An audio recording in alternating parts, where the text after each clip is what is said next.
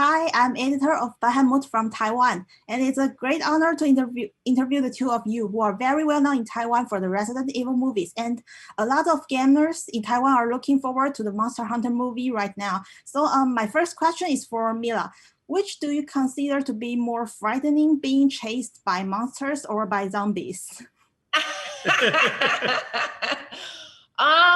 You know what? I think being chased by monsters was definitely more frightening on many levels because the zombies were still kind of slow, where the monsters are really fast and also really big and very, very big, but also being in the desert and you have to run through the sand was really difficult. So we did a lot of running. So every time we would get chased by monsters, you know, Tony John and I would be like, oh my gosh, okay, because we know we have to do a lot of running in the sand and it's tough.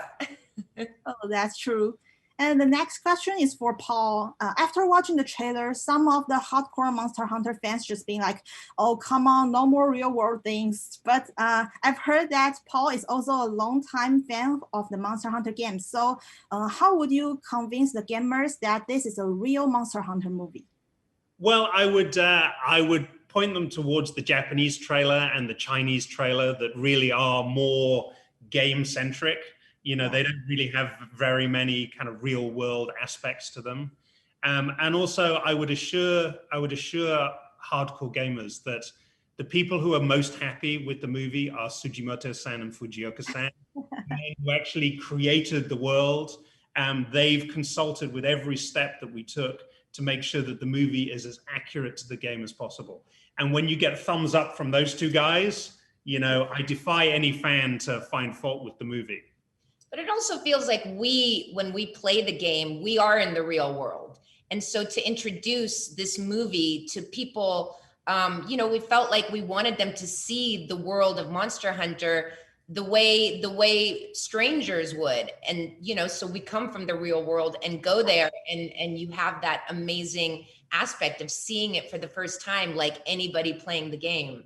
You're just so like, wow, this world is so amazing. Yeah, when I played the game for the first time, I really had a sense of wonder. You know, I was amazed at the creatures and the landscapes, and I wanted to recapture that. And that's why we have a character from the real world that goes into the Monster Hunter world, so you can see it through fresh eyes again and feel that sense of wonder.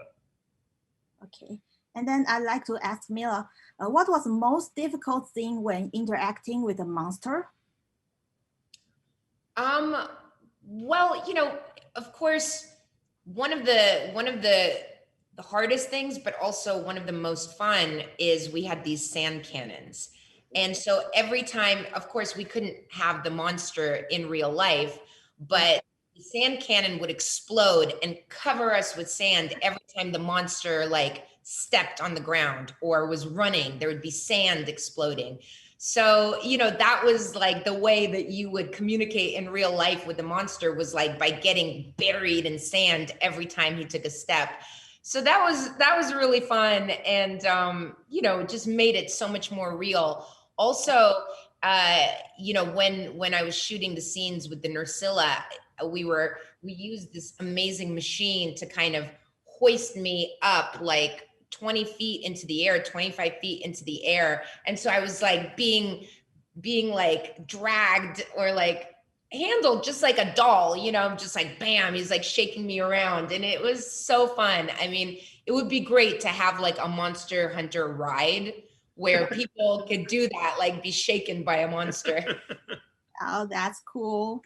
And this film is actually more realistic, brutal, and even a little bit scary than I expected.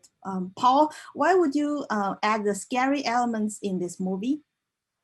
Well, I think when you play the game, there are scary elements to it. You know, I think the scary stuff tends to be associated with the Nursilla, and you know, they're scary creatures. And I tried to cast the creatures as I would do actors. You know, I wanted each creature to have its own identity. And I think the Nursilla bring with them an element of scariness. Whereas the Rathalos, for example, is epic, but it's also, even though it's deadly, it's quite noble. So I wanted each creature to be very different. but also to feel real. And I think if it scares you, that's because the monster's doing its job. It's looking photoreal, and it's kind of, you're being confronted with a monster. It should be a bit scary. Okay, thank you. Thank you so much. Thank you so much. We love your Palico. Bye. Bye. Bye.